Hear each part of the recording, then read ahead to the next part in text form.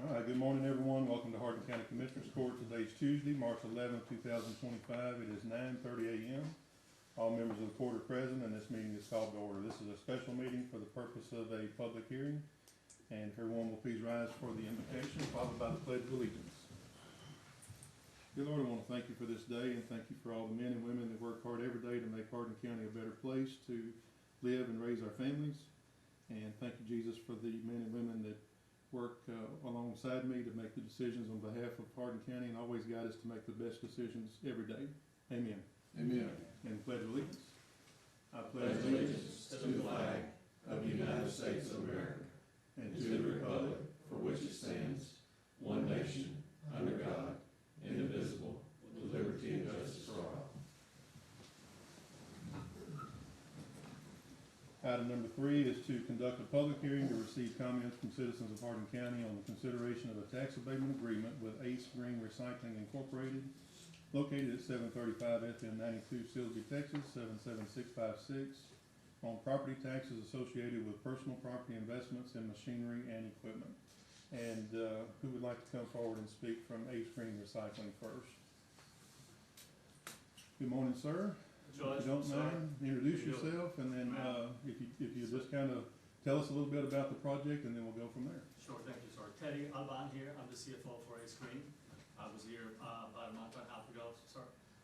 With me, Dr. Vipin Tiagi is the CTO and and also founder of Ace Green. We're here to answer any questions that you may have. If you don't mind, just kind of start over as if we don't know what's going on, because there's some people here that hadn't been here in the past. And if you'll just tell us what you're looking to do and what you're asking the Commissioners Court for this morning, and then we'll go from there.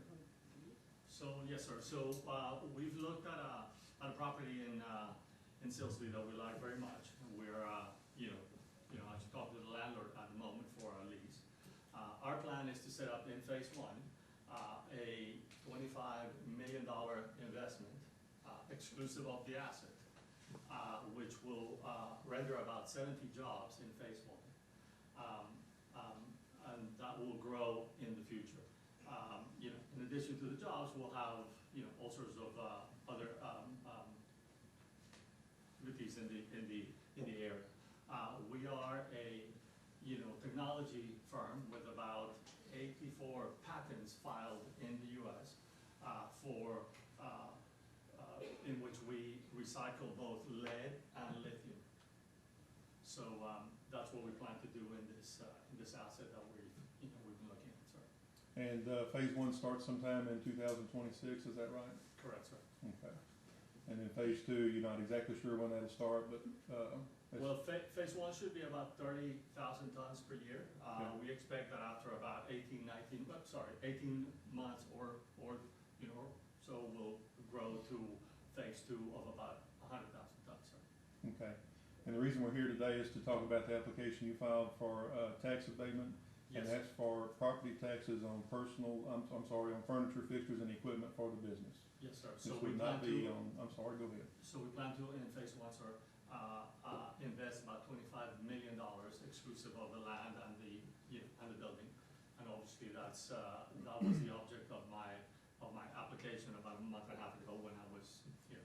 Yes, sir. And the property that you're looking to locate on, that's property that you're going to lease from someone else, correct? Yes, sir. Okay. We're leasing 2 of the 3 bays for the moment, Okay. sir. And we expect to lease the 3rd bay in the future when we grow to phase 2. And have you already entered into a lease agreement with the property owner? We have not, sir, but Okay. we're actually doing so. It's a lengthy way, but we've been doing that for the last maybe 2-3 months. Gotcha. It has not been signed yet, but we would like to do so in the near future. Okay.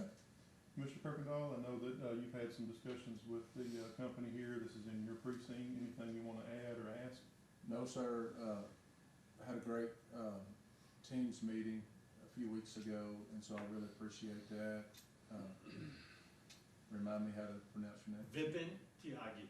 Vipin. Yeah. And so he has a PhD from Texas A&M, and so that was impressive. I think probably going forward, community education in the in how you're going to recycle these batteries. I think it's of the utmost importance. The majority of our questions that we get from our residents is the safety concerning the lead. Sure.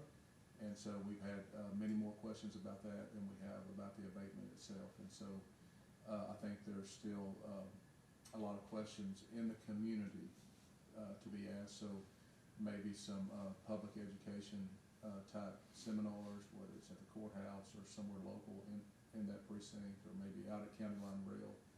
I would suggest that just to have an opportunity to educate the public and let them ask questions. Sure, absolutely. We would love to do that. Yes, sir. Is there anything you'd like to add? Yeah, I mean, in addition to what was mentioned by Teddy, I think when we spoke, Judge and Chris, we are very excited about this location. This, I mean, it offers a bunch of opportunities. Railroad is very close to the port, very close to Houston, abundance of manpower. So, I mean, we are very excited. So, if we get this abatement, and of course, once we enter into the lease, we are all set to go. We have a bunch of things already lined up for the project, the supply side agreements, the equipment suppliers, and so on. So we're just trying to pencil in these last few gaps that we have in this, move forward. Just want to add that on the EHS side, especially around the safety of recycling these batteries, the very core of our company is that we are green, we don't pollute. Nothing goes out of the facility. I just want to emphasize that again. There is no wastewater getting out of the facility. All the wastewater is recycled inside the facility. There are no emissions. So what we have done, and I have been working in this field for almost 12 years now, we have taken away the core problem. So when you recycle these batteries, you have to install this big giant furnace, right? That is the root cause of all these emissions and waste generation. We have removed that. So instead of operating something at over 1000 degrees centigrade, you're now operating at actual room temperature. We don't have to heat at all. So there are no emissions. We have taken away the problem of heavy metal dust, none of that. It looks like, I mean, you can, we will not recommend that, but you can actually walk in the facility without a mask. That's what is being done. The technology is operating successfully in Taiwan, one of the cleanest places. And it's a huge success story. It used to be a normal recycling facility which was shut down by the government. And they were able to restart with our technology. So we have received a permit in Singapore again. We have no intentions of operating in Singapore, it's a very small market. But we wanted to test our technology out there. Singapore has never given in its history any recycling permit. We were able to get a permit in Singapore, just on the basis of the technology. Yeah. So we are super excited. This is going to be our flagship US project. We are about to get listed on US Stock Exchange as well. It's all public information about us. So super excited about this project, and happy to answer any questions anybody might have. Thank you very much. Yes, sir. We talked about this being part of the America First agenda Yes, sir. with taking this business from China and doing it in-house in America. And remind me what happens to the recycled batteries once y'all do what you do. Can you advise the court on what y'all do with the recycled material? Sure. So currently what's happening is China and Korea, for example, are the dominant players in this field. So most of these scrap batteries, once they reach their end of life, they have a lot of useful material in them. They are shipped overseas to Asia, where they are recycled, made into newer products, and then the finished product comes back into the US. So it's a loss at multiple stages, in addition to the extra cost that you just pay for ferrying all these materials. And you are talking about millions of tons of materials from US to Asia, and then bringing the finished product back to US. What we intend to do as a part of the America First agenda is that, and I mean, a huge amount of geopolitics is being played right now. Sure. These are all critical materials. We want to have these critical materials inside the borders. They should not leave the country. There is enough amount of battery manufacturing in the US. So rather than these battery manufacturers importing the finished products to make their own batteries, they would be able to get these finished products from a company like ours. So we will source the material domestic, we will ship the finished product domestic again into US. I hope that answers the question. Yes, sir. It goes back to the companies Yes, looking sir. for the material. Yes, sir. And just to reiterate, you know, because I'm appreciative of the conversation we had a couple weeks ago, this is trying to take the market away from China, do it in America where it becomes cheaper and more affordable for Correct. the consumers in America. Absolutely, and I am very proud to say we have not taken any Chinese investments. We will not be sourcing any equipment from China as well for this project. It is going to be, super majority of the equipment is going to be domestically sourced, with some portions from Europe, because that's where the technology, expertise is in terms of equipment supply. It's just like that. If you look at the car companies, the BMWs and the Mercedes are in Europe. The Italians are at the forefront of some of the equipment supplies that we work on. So some of that equipment will come from Italy, and a bunch of that will be assembled, of course, out here, and we will source whatever is possible domestically in the US. Thank you. Are y'all applying for, or have y'all looked into any other government incentives, whether it's the federal government or the state of Texas, or any other type of incentives for your business? So we will incrementally.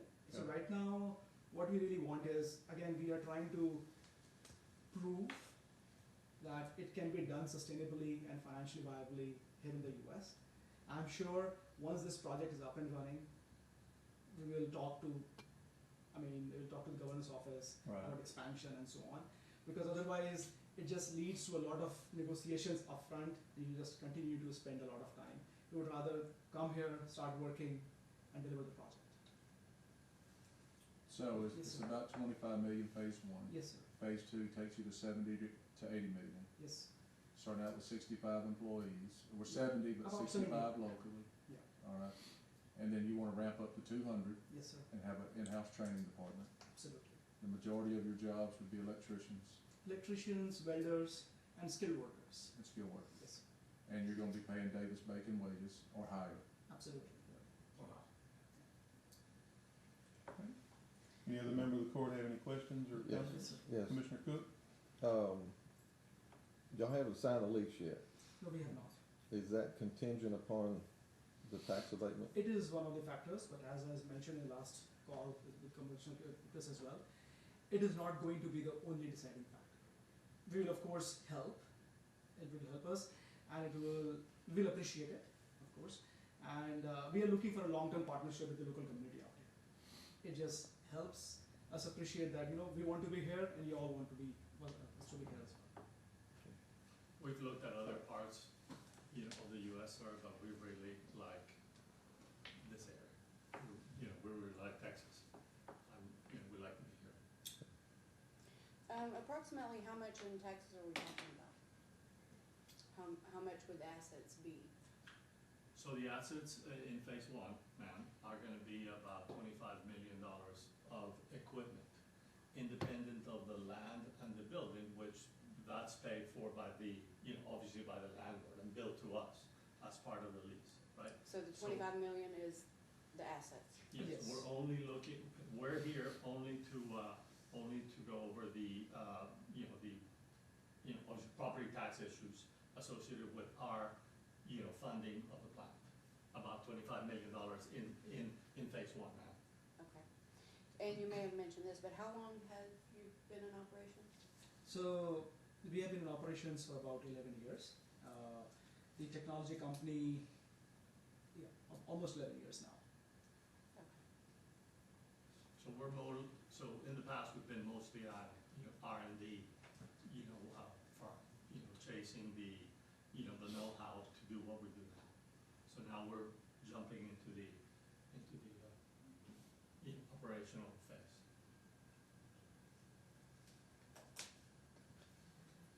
Anything further from the court? All right, well, thank you very much. I'm gonna open the floor to the public now. If y'all just wanna have a seat, and if any questions come up, we may have to invite you back up. Thank you so much. Thank you very much. At this time, we'll open the floor to any public comments regarding the request or the application for tax abatement that's been filed on behalf of Ace Green Recycling Incorporated. Any member of the public would like to speak, come forward, sir. Come on up and state your name, please. Chuck Mercado. Good morning, sir. With Nick's Diagnoser. Yes, sir. I don't have one problem with, their moving their business into Hardin County. Really don't have a problem with tax abatement. The problem I have is, we have a company that we just spent probably $3 million on. We didn't get any tax break at all. We pay full taxes.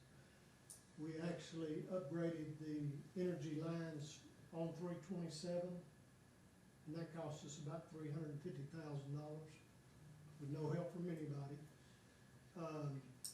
If you're gonna give them a tax abatement, I think you need to give the local people tax abatements also, that have either started businesses or that have not been in business very long. We do have a pug mill now that we do supply highways, the new highway going in, which everybody knows the bypass is gonna come. We're gonna get all that. We do hire local people. We have the big project at 421. That's just two big projects that we do. And the only thing I'm saying is, if you give them a tax abatement, you need to look at your local people. Thank you, Mr. Mercado. Anyone else? Come on up. Good morning, please You state know your I'm name. gonna speak, right? Yes, ma'am. Good morning, Ellen Buchanan. Thank you, Commissioner Kirkendall, for what you said. They gave us a little bit of information. We do need some public meetings with folks. I'm a neighbor to the north, so that means that any emissions, which I realize that they just said there are not gonna be any emissions, but I'd like to know if they're gonna apply with TCQ for any type of permits, whether it's air or water. Said there was no wastewater. I'm assuming it would go into the city of Silsbee's wastewater.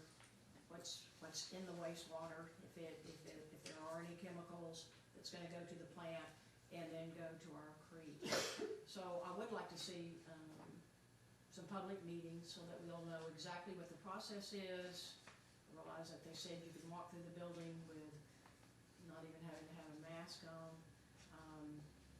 If you're transferring, how do they transfer the material? I'd like to know the whole process, because I am a neighbor. I don't want to be breathing that. We already know that we're in the cancer belt, and so we don't need any more of that. County Line Rail has been a great neighbor, for sure, except when they were demolishing all that, it sounded like the earth was, we were having whatever kind of thing going on. So if we could get some more information from the folks.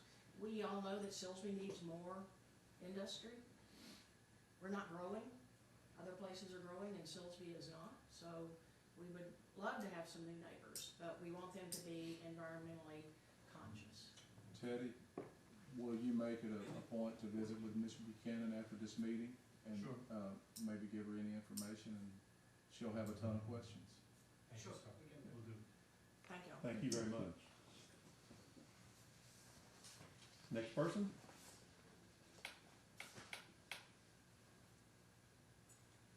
Anybody else like to speak regarding the public hearing on Ace Green Recycling's application for tax abatement? Anyone at all? Judge, I'd just like to say, I think that we can't formally take it up until there's a lease signed. So I don't know if we have to have another public hearing. No, sir, this is the only public hearing that we have to have, but based on Ms. Buchanan's comments, and I think comments we've received before today about the education piece of it, if we wanted to host any more public meetings here, we would be glad to do that and facilitate that. If it's something you want to do yourselves, maybe over in Silsbee where the residents live closer to that area, I'm sure that the city of Silsbee would host you there. But we offer that to you if you ever want to have a public meeting here to get more information out to the public and answer those questions that the citizens have. We'll make that available to you gladly. I'm speaking on behalf of the court. I hope that you're okay with that. Yes, sir. But we would not have to have another public meeting if y'all were going to enter into that lease agreement. What we would do then is ask you to submit a draft agreement to us for the tax abatement. and we would take that up as an action item at a future regular meeting. I think, I've made it clear, first time we talked, was probably the second week of December, if I remember right. And then Teddy, when you were here, last month, I made it clear that, 5 years would be the most that I would be willing to go. That's the most we've done on any, which I think we've only done 2 tax abatements in the past 10 years that I can remember. And one of those didn't go through, we approved it, but it, never entered into an agreement, so we've had one. Actually, this would be our second if it, goes through. I just wanna reiterate to the public, this is on furniture, fixtures, and equipment. If it's done, it would not be on the real property because they're leasing the property from someone else who's paying full property taxes. Again, that's my opinion. You got 4 other people that you need to find out what their opinion is as far as a tax abatement, but the most I would be willing to go if we do one at all would be 5 years. And I'm not even sure if I would ever, be willing to start off with year 1 at 100%, but those are things that we can talk about, get that agreement ready and bring it to court as an action item at a later date. And we can discuss today what our, kind of get a consensus of the court, and if you're not ready to do that, that's fine as well. I think I'd like to wait. Mr. Bricado, I appreciate you coming in today. Appreciate all the investment y'all made. We don't actively seek these abatements. We've had 2, I guess, in the last year, the pump station out in Amanda's precinct. And they pulled that. And they pulled that one back. That was a $70 million project, wasn't it? 70 million? It's associated with the pipeline they're putting in. Typically, companies will do their research for the abatement. That actually goes through the appraisal district, and then they submit an application to Commissioner's Court because we do have an abatement process. And then we do consider every request that's brought to us as part of a public body. When we went up there last year to the appraisal district, they said they do not offer tax abatements in Hardin County. So it stopped right there for us. Wow. Until we found out about this meeting, and we do own our own land. We do own everything on the property, and we are TCEQ approved, water, air, everything. They were partially right. We don't like to do them. I know. But we do have a tax abatement policy. We must have one. We must consider if somebody makes an application, we've got to consider it. The first step is to create an enterprise zone, which that's already been done. County Line Rail did that about 2 years ago, so we skipped that step and came to the public hearing. And that's why we're here today. The next step is gonna be, once they make a commitment to lease the property, then we will look at the application the agreement that they submit to us for the actual abatement.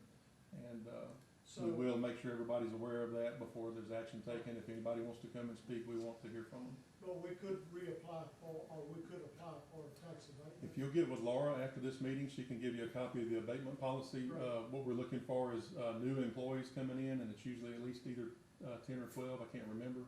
There's certain criteria you have to meet Right. before you can apply, and I believe it would have to either be a new business or a new location for an existing business before an application could be made. But again, we don't do this very often, so I may be speaking out of turn, but she can give you a copy of the abatement policy. Okay. Look at it. If it looks like something you want to, go forward with, usually what we do is have you meet with the commissioner where the precinct is, and I'll be glad to be a part of that as well if you'd like, and we'll go from there.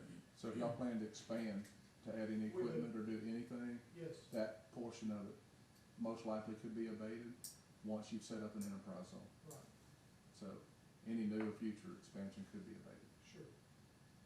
Just for transparency, we've done one. I think I was here, I started here in 2015, and either later that year or early the following year, we did one for an expansion out at Southampton, which is now Tricora.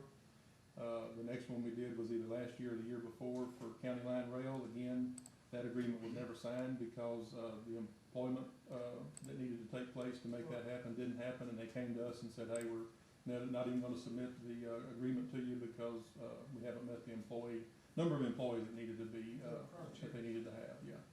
And then, as the commissioner said, we had